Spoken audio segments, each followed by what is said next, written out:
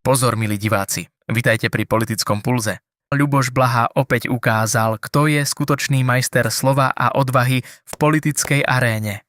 V priamom prenose relácie TA3 český europoslanec Alexander Vondra jednoducho neuniesol pravdu, ktorú mu Ľuboš servíroval na tácke.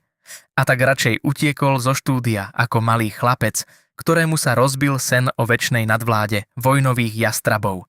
Celé to bolo rozkošné divadlo. Vondra najprv vyhlásil Blahu za nový a nebezpečný fenomén. No prosím vás, nebezpečný? Pre koho?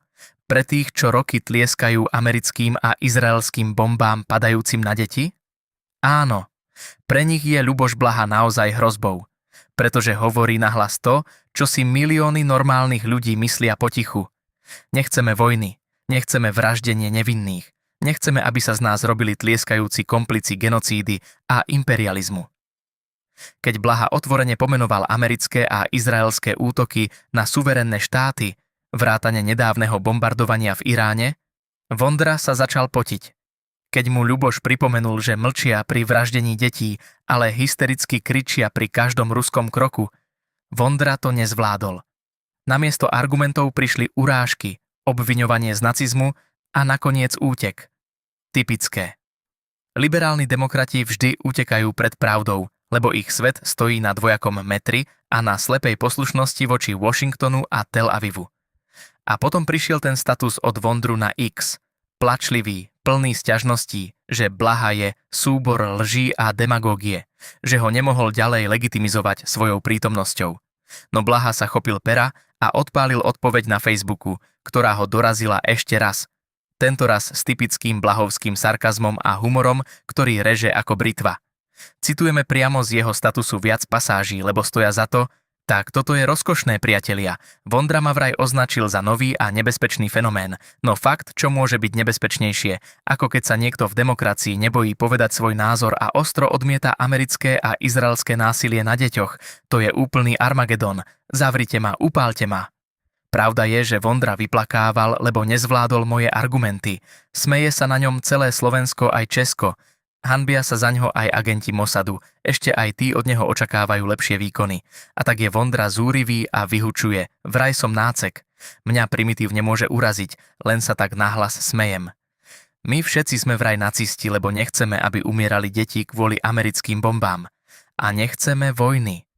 A nechceme, aby Izrael páchal genocídu a aby Američania vyhladovali Kubu a útočili na suverénne štáty. Doteraz sme kvôli tomu boli antisemiti, lebo izraelským vojnovým zločincom musíte v stoji tlieskať a najnovšie sme už náckovia. To, že Vondra z Babelo utiekol z debaty, bolo trápne a detinské. Nijako som mu nenadával, to on trápne a vulgárne kydal na Slovensko, no tak dostal naspäť a bol sfúknutý ako prach zo stola. A tak zdúbkal. Dosť úbohé. A finále, ktoré sa šíri po internete?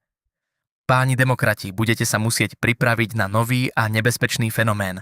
Na to, že už majú ľudia plné zuby toho vášho vojnového štvania. Aj tej vašej krvavej americkej a izraelskej propagandy. Tak už toľko neplačte, pán Vondra. Je libo kapesníček? Blaha týmto statusom nielenže Vondru vysmial, ale dal mu jasne najavo, že ľudia už vidia cez ten dvojitý meter. Na internete sa šíria memy, smiech, podpora. Lebo ľudia majú plné zuby pokrytectva, drahých energií kvôli sankciám, ktoré ničia nás, nie Rusko, a plné zuby vojnových jastrabov, ktorí utekajú, keď im niekto ukáže zrkadlo.